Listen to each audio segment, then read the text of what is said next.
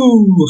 Aujourd'hui, je vais vous parler de l'instant de belgitude numéro 17 que je vous ai concocté, qui s'intitule « Les racailles jugent-elles souvent les gens à leur personne ?»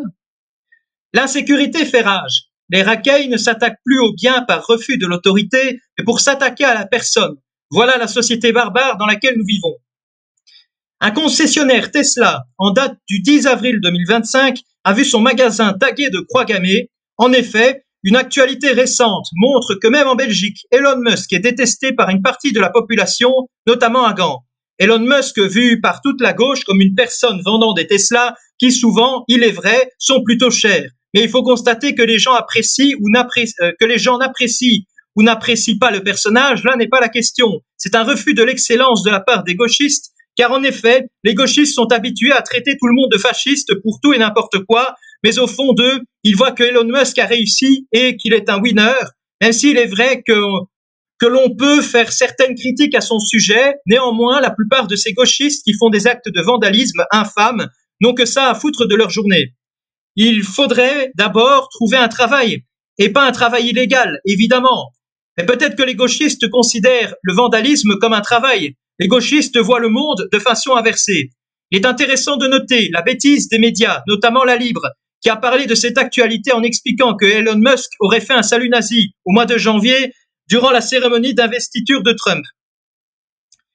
Il y a aussi le fait qu'ils disent, je cite, « geste qualifié de nazi par certains historiens », alors qu'on ne sait pas qui sont ces historiens. Par contre, si une personne de droite ose une seconde de dire la même chose, que directement tous les médias de gauche l'auraient traité de complotiste. Car ces sources auraient été nulles. Il est drôle de noter que dans l'article de La Libre, il est dit, je cite, en parlant des protestataires à Berlin, même si je sais que quand je parle notamment de toutes ces informations, j'essaye de parler de la Belgique.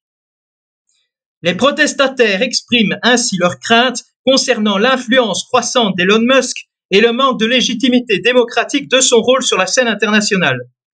Si on prend ces propos au pied de la lettre, on peut aussi dire que George Soros, notamment, a une influence internationale sur la politique avec son Open Society. Et ce n'est pas du conspirationnisme de dire ça. Bref, ce que les gauchistes appellent le salut nazi ne fut qu'un signe d'amour à la foule. Et en plus de ça, Elon Musk étant un autiste Asperger, il a parfois des comportements asociaux en public qui sont spéciaux. Et si les gauchistes veulent jouer à ce jeu-là, de savoir qui fait des saluts nazis, vous savez, ce n'est pas la première fois que des personnalités de gauche font des saluts à la limite du nazi. Et si l'on prend une photo d'une personne qui lève la main au mauvais moment, cela peut conduire à une mauvaise interprétation. Ce qui est intéressant de noter, c'est qu'à Awans, près de Liège, selon MSN, il y aurait eu aussi le même genre de tag douteux. Mais sinon, tout le reste de l'article MSN, c'est un plagiat direct de l'article de La Libre, mais les gauchistes sont illégalistes, cela ne me surprend pas. Ils ne proposent rien de nouveau, seulement de proposer la même soupe informe.